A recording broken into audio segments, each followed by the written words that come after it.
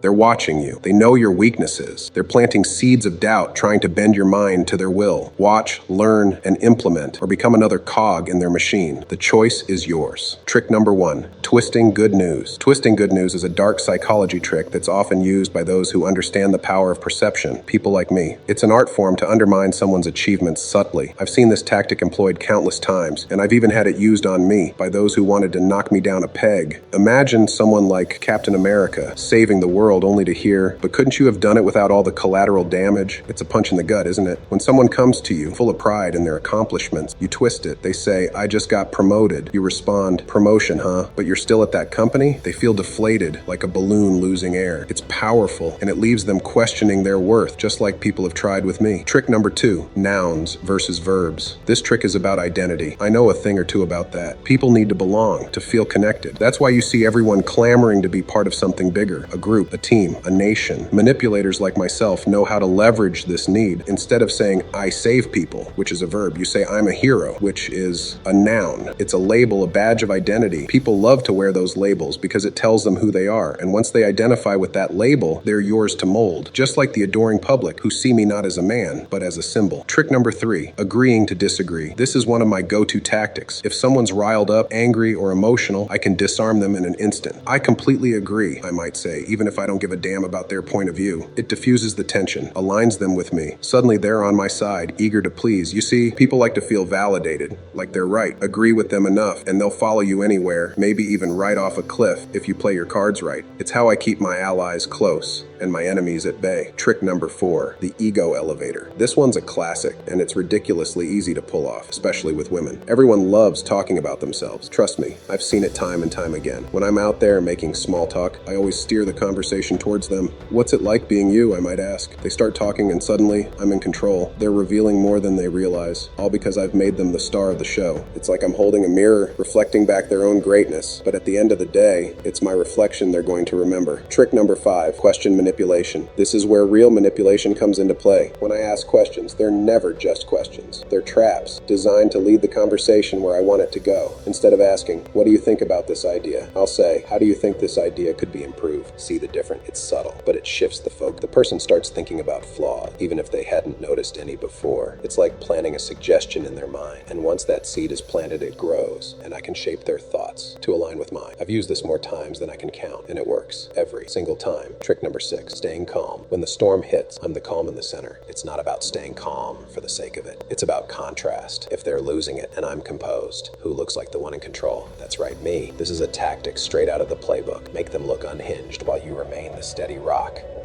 It's how I deal with people who try to get under my skin. Stir the water. Let them thrash around. And I just stand there, watching them flail. It's like watching a moth to a flame. Inevitable and utterly predictable. Trick number 7, gratitude gambit. This one's almost too easy. Say, "Thank you for the little things." Hold it back when it really matters. They start craving your approval, your validation. I've had people bend over backward just to hear me say, "Good job." It's all about making them work for something that seems so simple yet feels so important. Like the moment just before the snap, I hold all the power and they're desperate for my approval, not realizing that I control the game. Make them need, then pull away. Watch how they scramble to win back your favor.